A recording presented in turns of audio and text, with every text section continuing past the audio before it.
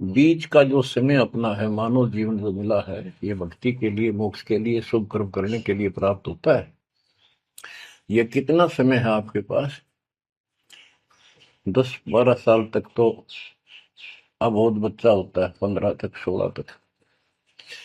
फिर जवानी का की मस्ती आ जाती है, शरीर स्वस्थ होता है, और फिर विवाह हो जाता है। विवाह के बाद परिवार की लगन लग जाती है, उसके पालन पोषण, उसके उससे निमटता है, इतना बूढ़ा हो जाता है, वृद्ध हो जाता है। वृद्धावस्था में कभी गोड्डों में दर्द, घुटने दुख है, कभी सिर में दर्द, कभी दांत उखड़ गए, आंखों से दिख नहीं रहा, कभी बीपी आई, कभी शुगर की बीमारी।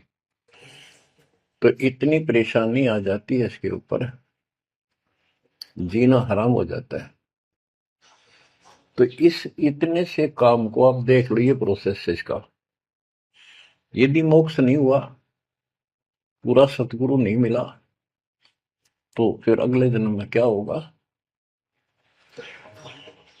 फिर पीछे तू पशुआ की जय गद्दा बैल बनाई, ये 56 भोग कहाँ मन बोरे, कि तक कुरली चलने जाएगी। ओहो।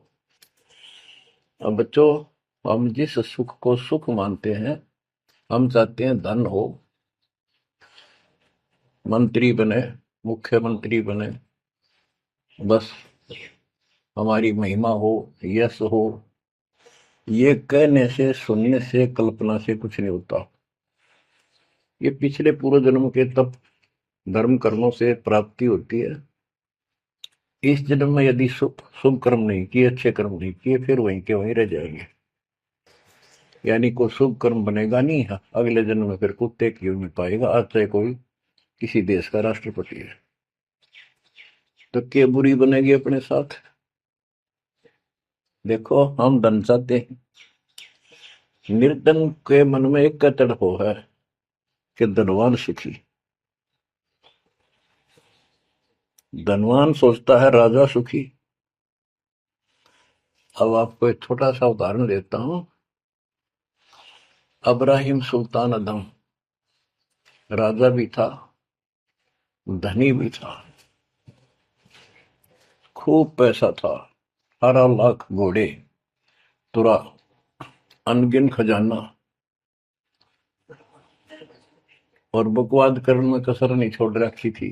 16,000 विवाह करा रखे थे। तो भक्त आत्माओं, परमात्मा ने उस अपनी प्यारी आत्मा को उस नरक से निकाला जिसको वो सुख मान रहा था। ओए ओए, ये विचार करो। ये है वो तत्व ज्ञान जो सार निकाल कर दे दे आपको। कोई तो कहता है मैं एमएलए बन जाऊं, आशीर्वाद दियो। हम उसको भगत ही नहीं मान रहे, उसको कहते तू जा राजनीति कर ले, फिर देख लिए जब तेरे ग्रांड हो ले तब आ जाएगी। तो हमारा नियम हमारे भगवान का बताया है, जितने भी नियम आपको दिए।